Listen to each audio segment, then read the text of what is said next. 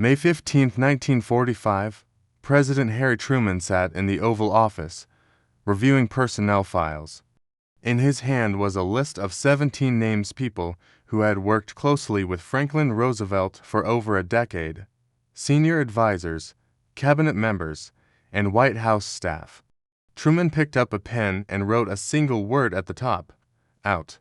Within 90 days, every person on that list would be gone, fired, reassigned, or pressured to resign. It was the most ruthless purge of a presidential staff in American history, and Truman didn't care who knew it. Before we dive further, don't forget to subscribe for more immersive history stories. The purge began with Henry Wallace, Roosevelt's former vice president and current Secretary of Commerce, though Truman waited over a year before acting in September 1946. Planning started immediately.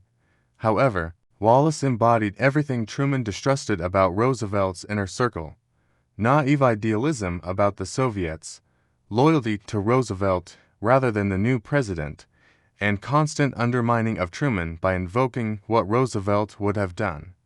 Wallace had to go. It was only a matter of timing. He was not alone. In the first 3 months of Truman's presidency, departures stunned Washington. Frances Perkins, Roosevelt's Secretary of Labor and the first woman cabinet member in history, resigned in June, essentially forced out as Truman sought his own labor secretary. Treasury Secretary Henry Morgenthau Jr., a close Roosevelt friend, was pushed out in July, his resignation accepted with barely concealed satisfaction. Attorney General Francis Biddle was fired outright in June, replaced with Truman loyalist Tom Clark. Why the purge? Officially, Truman wanted his own team, loyal to him rather than his predecessor. Partially true, but the reasons were darker and deeply personal. Truman didn't trust Roosevelt's people, resented them, and believed they had been complicit in his systematic exclusion and humiliation. This was more than administration building, it was revenge. Truman's anger surfaced in a conversation with military aide Harry Vaughn in April 1945. He said, "These Roosevelt people, they all think I'm some country bumpkin from Missouri who stumbled into this job. They don't respect me. They don't trust me. And frankly, I don't trust them either." They knew Roosevelt was dying, knew Truman was kept in the dark, and had no courage to inform him. Truman suspected more than negligence. He believed many actively worked to undermine him while preserving Roosevelt's policies. Evidence confirmed this. Shortly after taking office, Truman learned that several holdovers met privately to guide him, prevent mistakes, and ensure Roosevelt's vision survived intact. J. Edgar Hoover, concerned for his own position, supplied intelligence reports revealing staff shared information with Eleanor Roosevelt, leaked to journalists to pressure Truman, and even discussed declaring Truman incompetent. Furious, Truman demanded a complete list of Roosevelt's inner circle and ordered them out. Loyalty to him meant disloyalty to Roosevelt's memory. Those constantly invoking Roosevelt found themselves reassigned or fired. Truman's message was clear: President Roosevelt is dead. I'm the president now. If you can't accept that, there's the door. One dramatic removal was Admiral William Leahy, Roosevelt's chief of staff and closest military advisor. Initially retained for his expertise in the final months of the war with Japan, Leahy was marginalized after Japan's surrender in August 1945 and effectively removed by early 1946. Leahy's diary reflected the bitter truth: proximity to Roosevelt had become a liability. The purge extended to cabinet members, senior staff, and career civil servants. Edward Stettinius Jr., Roosevelt's final Secretary of State, was replaced by Truman Eli James Burns. Harry Hopkins, Roosevelt's trusted advisor, resigned due to illness in July 1945. Sam Rosenman, Roosevelt's speechwriter and counsel, resigned in February 1946 after Truman made clear he was no longer needed.